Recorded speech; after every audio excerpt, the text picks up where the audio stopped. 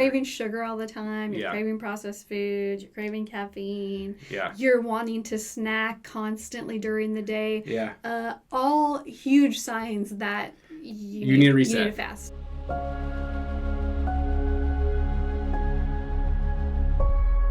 Welcome to the King of Fasting podcast. We're going to talk about how to break my fast. I'm Dr. Sam Sims, nurse anesthesiologist. And I'm Brianne Sims. All right, welcome back.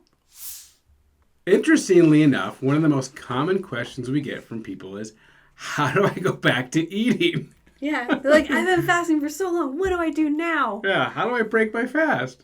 That's a part of it is just like, well, just eat. But part of it is, yes, there is a better way. There are better ways to do that. And we've learned the hard way, which way is the best way. So you don't have to. Yes. And that's why we're here. So we're going to talk to people who have never fasted, people who are getting back to fasting, and people who have been long-term fasters. Yeah. So first, let's start with, I've never fasted. How do I get back to eating? And I will tell you this. Break your first fast at home. Always. Yeah. Your body has not been moving things through your guts. Right. And all of a sudden, when you're fasting, like all of that everything shuts takes a break. down. Takes a break. It just takes a break. And heals. Which is good for your body. Yes. Because it's doing other things instead of processing food. But as soon as you put something in your stomach after fasting for a long time, the very first time, things can move very quickly. Things move very quickly, and you may be running to the bathroom. And for some people, it happens without warning the first time. Yeah. So, if you've never fasted and you're breaking your first fast, break it at home. Make that your plan. How to know when to break your first fast. And if you're one of them is, I don't feel well, then just break your fast. You can always go back to fasting the next day. Yeah. You know. Or after you can eat something. Yeah, you drink something or... And then go back to fasting after that. Try to see if it's just a hormone response, but if you don't feel well, you can always go back to fasting.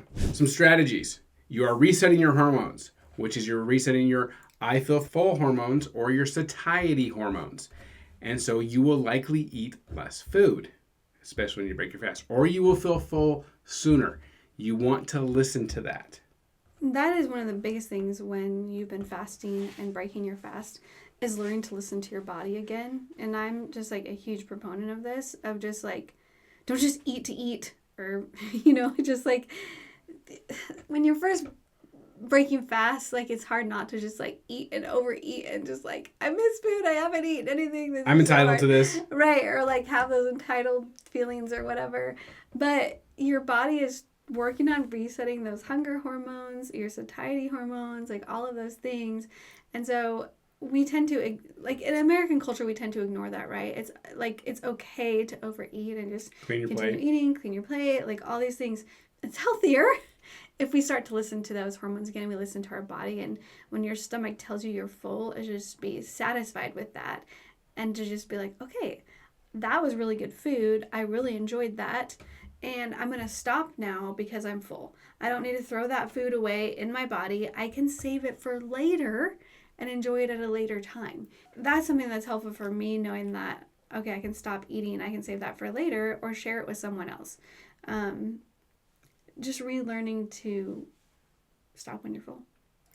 Yeah, and I would say, well, for us, one thing that really helps is praying before when we break a fast. Yes, we always pray when we break a fast. And one of the things that I would suggest, and I'm suggesting this even to myself, is tell yourself, I'm going to stop eating when I feel full. Before you actually consume one bite. Say, I'm going to listen to my body, and I'm going to stop eating before I feel full. You may need what I like to call a victory bite. And the victory bite is, I am not going to eat everything on this plate. I will leave at least one bite behind. Trust me, you will not starve to death. You'll be fine. Is there something very helpful, especially in our culture, about cleaning your plate? If you just like, no, I'm going to leave at least one. I'm going to leave one bite behind. It's my victory bite. Now sometimes it drives Brianne crazy because I'm leaving it behind. She'll eat my victory bite, which is fine. I don't mind sharing my victory bite with Brianne, but I need that for myself because I got very heavy, and so I need that for myself to have a victory bite. So listen to that. Tell yourself you will likely feel full sooner. And so what Brianne mentioned, you don't have to throw away food in your body. If you're full, you can think of it a couple ways. One, I can save this for later.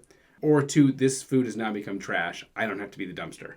I don't have to. I don't have to throw away in my body and process it and make it trash. So right. So and here's another thing to think about. Like if you're at a restaurant and you're breaking your fast, you're eating, you've eaten like half of your meal maybe, right? And you're full. okay, then you have gotten your money's worth. Mm-hmm. You've gotten what you paid for. And so you don't have to finish that entire meal to get what you paid for. What you paid for was to not be hungry anymore and to enjoy your food and time with friends and family. And so if you're full, then you are allowed to stop eating. You don't have to eat all of the food to get your money's worth. Yeah, you can take it to go or you can leave it there. Yeah. And there's no rules. They're not going to make you take the food. I've never had one time where they're like, you have to take that home. No. You know. Exactly. Yeah. So if you enjoyed the experience and you're full, then you've gotten your money's Yep. worth out of that. So you don't have to feel guilty about leaving food behind. Yeah. One of the questions people worry about is binging after a fast. And so some of the data does say that people can do that, or sometimes people use that as an excuse. I fasted for this long, therefore I get to eat this much food. And sometimes people do eat more after a fast, but you have to think about it over a 2-day span. So typically, let's say if you eat the American 2,000 calories a day, okay, Mm-hmm. and so and you fast over 2 days, that'd be 4,000 calories. Right. Okay, so you fast for a complete day, and then the next day you eat 2,800 calories. You may have eaten more calories that you normally eat in one day, but you're still down 1,200 calories over 2 days. So that's not meant to be an excuse to overeat on your day of fasting, but also to kind of take some of that guilt away. Right, especially when you first started to fast, by the end of that first 24-hour fast, you are hungry. Mm-hmm. And you're going to want to eat more than you would normally because you haven't eaten all day. Mm-hmm. Some of that's psychological, some of that's physical because your body is learning how to survive in, the fasted state. And so there is going to be some of that, eating more than you normally would. But the more you fast, the less that happens. Yeah. And you're also going to realize I fasted for 24 hours and I didn't die, And as you do it more often, you also feel like I actually feel good when I fast. I feel good. So one of the things that you can also is like remember that you felt good when you fasted, so it like helps you to get back to it. Right, like taking time at the end of your fast before you break your fast to reflect on, how did this make me feel, and just that energy level and the benefits that you're receiving, the mental clarity. Like there's so many benefits and there's such a good feeling to fasting. So remembering that, taking time to reflect on that before you dive back into eating, or even after you do, remember the good things about fasting so that you want to go back to it. Foods to break your fast with are basically real food. Look at food. If you can look at it and know what ingredients are, then that's real food. And it's a steak is a steak. A potato is potato. Salad dressing, you don't know what's in that. Eggs, avocados, anything. All good things. Fruit. You want to just vegetables. Anything that's a single ingredient is a good choice to break your fast with. Yeah. But a donut is not a single ingredient. It's one donut. That's not to say that's never going to happen in your life. Of course it's going to happen. But at the same time, being intentional with breaking your fast with real food is going to make you feel better. The other thing is that it's going to taste better. Yeah. So I think one of the most disappointing fasts that we had when we broke it, and as far as breaking it, was when we broke it at McDonald's. Yeah, that was so disappointing because here's the thing. After fasting, not only are your hormones reset, but how things taste is reset. So all of the damage that processed foods and sugars do to our brains and how we perceive taste and smell is undone with fasting. So you're undoing some of that damage. So when you break a fast and you eat real food, it will taste better. It will taste incredible. But if you break your fast with processed foods and sugary things, you can taste the chemicals in it. It was so disappointing because we were craving it. We're like, let's have it. And we craved it. We went and ate it and it was like, that was not good. That was terrible. Yeah. And we felt terrible afterwards and it tasted terrible. Yep. And we have never eaten at McDonald's since. And so if you need motivation to not eat processed food. Yeah. Break your fast with something gross. Yeah, something like that. We've already done that. No, don't do that. Yeah. Don't do that. But you will find that you start to crave real food. And, yes. and an example of that 100%. is my entire life, I hated green peppers. Bell peppers, I hated green bell peppers. They were awful. They were gross. Yeah. You could have, in a very small amount on a Supreme pizza, they were okay. But other than that, they were awful. Mm-hmm. Absolutely awful. And then I started fasting. And then I had green bell peppers. And they taste amazing because they're real food. Yeah. I actually like green bell peppers now. It's shocking. Yeah. It's shocking how much your ability to taste food changes when you've been fasting. Yeah. Because it also increases your sense of smell. It increases your senses to perceive food. Yeah. The smell, the taste, looking at it, everything. You actually enjoy your food more after you fasted. Real food, and you begin to crave real food. So break your fast with real food. Don't use things that are like have high in sweeteners. Again, those are going to make your blood sugar go up really high. You can overeat, obviously, but sometimes, we'll fast before a party, during the holidays, and sometimes the first thing you're going to have is you're going to have cookies. You know what I mean? And so that's fine. But it's temporary. That's all. Sometimes you can't help those things. But your body gets used to doing that, and your body gets used to once you learn how to fast, it's easier. It gets used to doing what? Yeah, breaking your fast with other foods. Oh. Yeah, but the first time you shouldn't do that. But when you're beginning faster, we usually recommend that people drink a warm drink to sort of get things going again. So bone broth is a really good way to start your body back into eating, to reintroduce something that has some calories, some fat, tastes like food, those types of things. So bone broth is a really good way to begin to break your fast and to wake your stomach back up and those kind of things. You can also do lemon water. It's another good thing to get the acid juices flowing in your stomach to and then just actually smelling food. So taking the time to cook the food that you're going to eat to break your fast prepares your stomach to receive the food. So I wouldn't recommend just ordering something and just eating it immediately if you've been on a longer fast. But preparing your food, preparing your body to receive the food, praying over your food to break your fast, all important things, especially as you get into fasting.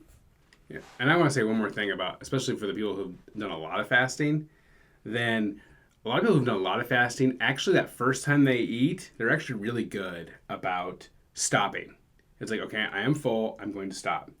But then about an hour later, they'll be room in their stomach again, and sometimes, it's even myself, it's on like Donkey Kong. I'm going to eat and eat because I can now. It's you do not have to do that. You don't want to sabotage all your results and your success. And you'll especially know when it's time to get back to fasting, because you'll be I am craving all these ultra-processed foods and things or high sugar. You're craving sugar all the time. You're craving processed foods. You're craving caffeine. Yeah. You're wanting to snack constantly during the day. Yeah. All huge signs that you need to reset. You need to fast. Yeah, you need to get back to reset. So, so remember that the reason why you fasted, and it's not, and when after you break your fast, stop, and then also pick an end eating time for the day. If you're not celebrating, it's not a party. It's mine's 8 o'clock. Other people have different times, but don't eat past that time, and then there's an active celebration going on. You know what I mean? Right. Or you're going to be up later. Yeah. Let your stomach have time to rest before you go to sleep, and you will sleep much better. Because anything you eat too late at night is just going to turn into fat because your body's not utilizing it at all. Right. Yeah, you're just going to lay there, and it's going to be oh, we're not doing anything with all this high caloric food. And I understand in the American diet, we eat our biggest meal at the end of the day.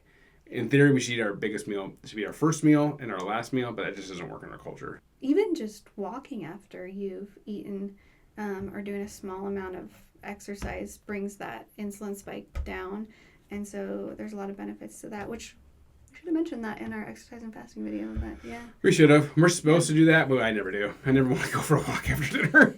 I know it's good for me. I know it'll help, but I don't want to do it. I know. But I should. It's But if you eat early enough in the day where I'll fast an extra hour tomorrow. Oh my gosh. If you eat early enough in the day where you can still be active after you've had your last meal, that's really ideal. Sure.